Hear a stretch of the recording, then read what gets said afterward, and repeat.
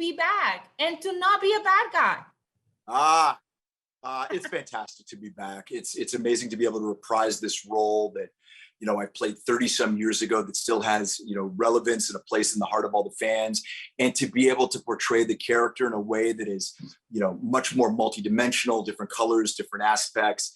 And I can't wait for everybody to see it. I really hope from the bottom of my heart, all the fans who've been so supportive and have waited so long for the return of Mike Barnes are going to feel like it was worth the wait. Were you like waiting for a call? Like fans had lists for seasons. Like these are the characters that need to return. And I've been seeing Mike Barnes for a while. So were you like, when is it my turn? Are they going to call? Yeah, kind of. I mean, for sure.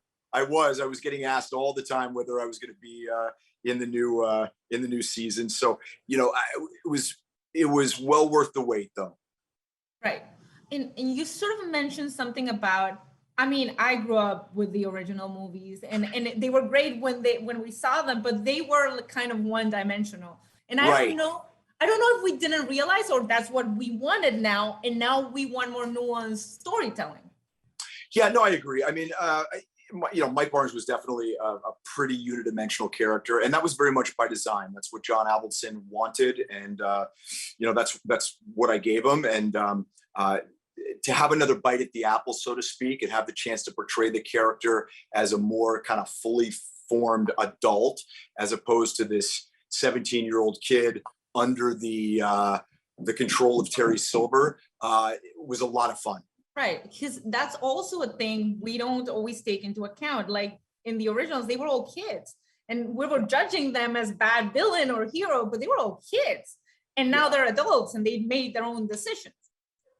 Yeah, I think a lot of people wondered what happened to Mike Barnes over the 30 plus years, and it looks like he got his life together.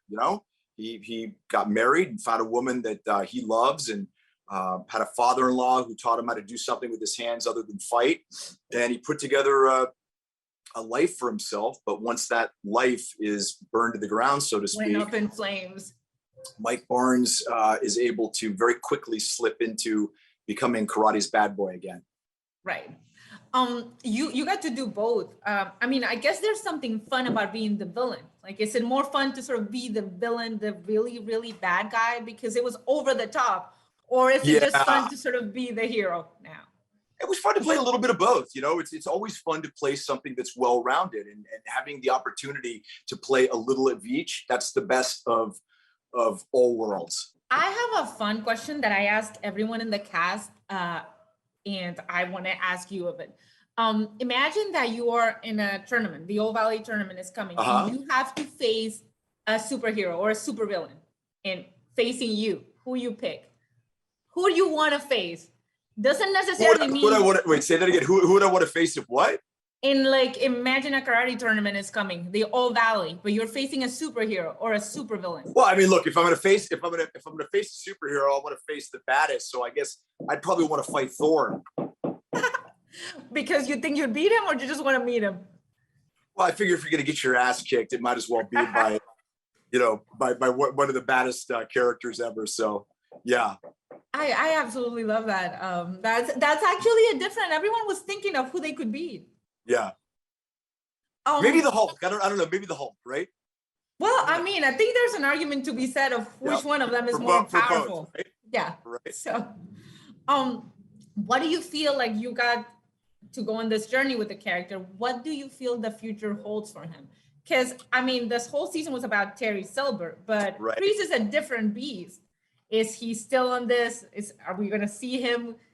What do you think? We don't know about season 6. I would never presuppose to say what the big three have in store, but I personally think there's a lot of story left to be told with Mike Barnes, and I think he makes a pretty formidable ally for Daniel, Johnny, and Chosen. So I'm hoping that I get the chance to stick around for season 6. We'll see. And you got to play fun dynamics with all 3 of those characters you mentioned. Yeah. Like the dynamics with Daniel was pretty cool, and we sort of expected it. But I also really enjoyed the dynamics with Johnny, because there are 2 characters that at some point felt like they were similar, and then they were not. And like, how was that? Well, listen, Billy Zabka has got unbelievable comedy chops. I mean, he's funny in real life too, you know, and I've known Billy for over 30 years and I've waited for decades to get a chance to work with him. And I think the fans have really long anticipated a meeting between Mike Barnes and Johnny Lawrence. And it's just kind of funny that, you know, they start by butting heads. And then, you know, at the end of the day, Mike Barnes saves Johnny's life. Right.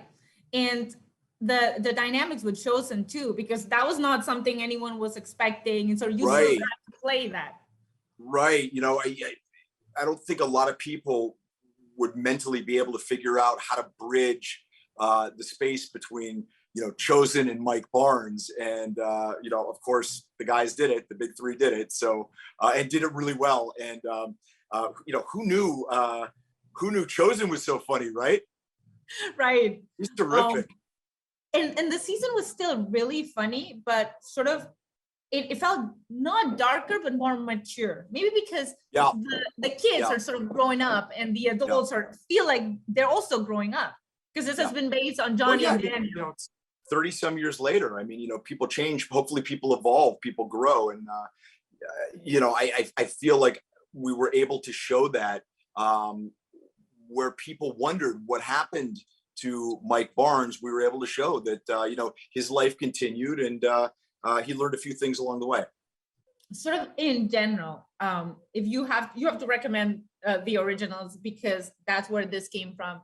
But this sort of, how would you say, what's the difference and what would you say to fans? Like, you still got to watch this, but this, not it's better, but it's different. Like, how would you sell that? Well, listen, I think the original films are great for the fans to watch and they should all watch them. But I think that Cobra Kai has become such a force. It stands on its own. And, you know, it takes these characters that everybody loved and just, you know, expands them in a way that further deepens the connection that the fans have with the characters, because now they're able to learn so much more about them, you know, and in a longitudinal way. By that, I mean, you know, you're not just getting to know them as, you know, guys that were at one point in their life, but now, you know, it spanned 30 years. And so I think that deepens the interest for the fans. Yeah, I agree. Thank you so much for your time. You are so welcome. People are gonna love it, I'm sure, because so. I've been a fan for years and I loved it. Thank you so much.